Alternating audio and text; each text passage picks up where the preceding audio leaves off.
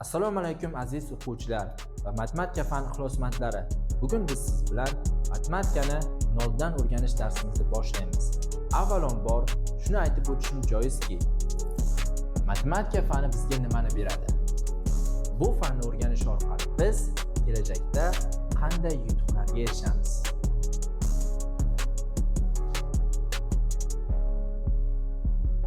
Demak, birinchisi matematika barcha fanlarning eshigi va kalitidir. Ya'ni bu fanni o'rganish orqali siz hozirgi kunda juda muhim bo'lgan kimyo, fizika, informatika, ingliz tili va boshqa fanlarni qiyinchiliksiz o'rgana olasiz. Ikkinchisi, xotira va diqqatni kuchaytiradi. Siz kuchli xotiraga ega bo'lasiz. Uchinchisi, mantiqiy fikrlashni rivojlantiradi. Ya'ni bu orqali odam aqlli, puxta, xatoni kam qiladigan bo'ladi. To'rtinchisi, matematik misollarni ishlash miya uchun mashq bo'lib, u tez fikrlashni rivojlantiradi. Xo'p, beshinchisi, murakkab vaziyatlarda bosqichma-bosqich yechim topishingizga yordam beradi. Hayotda bir ishni reja va dastur asosida qilishga o'rganasiz. Xo'p, oltinchisi, hayotiy hisob-kitoblarni osonlashtiradi. Ya'ni siz kundalik hayotingizda pul sanash, chegirma hisoblash, kredit, foiz va masofa hammasiga demak matematika fani yordam beradi. Yettinchisi, muammoni yechish qobiliyatingizni oshiradi. Sizni topqir va intellektual o'quvchi bo'lishingiz uchun yordam beradi.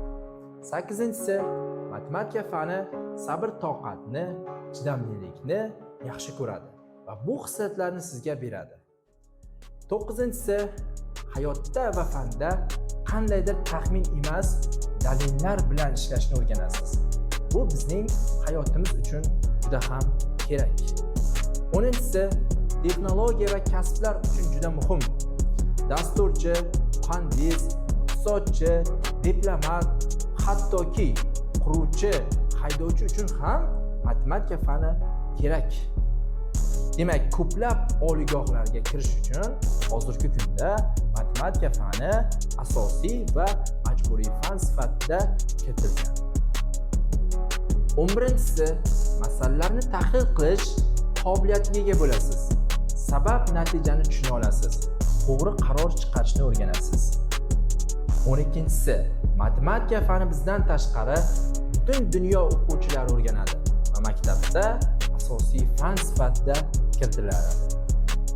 Jumladan, inglizlar, fransuzlar, italyanlar, germanlar, xitoylar va boshqa mamlakatlar matematika fanini sevib o'rganishadi. 13-si, matematika fani sizga xalqaro top oliygohlarga kirishga yordam beradi. Aziz o'quvchilar, sanasak matematika fani foydasi juda ham ko'p. Yana ko'plab misollarni keltirishim mumkin. Muhimi biz hozirdan bu fanni o'rganishni o'zimizning ulug' va katta maqsadlarimiz uchun boshlashimiz shart. E'tiboringiz uchun rahmat. Kelgusi darsimizda matematikani noldan o'rganishni boshlayman. Kanalga obuna bo'lishni va do'stlaringizga ulashishni unutmang. Xayr, salomat bo'ling.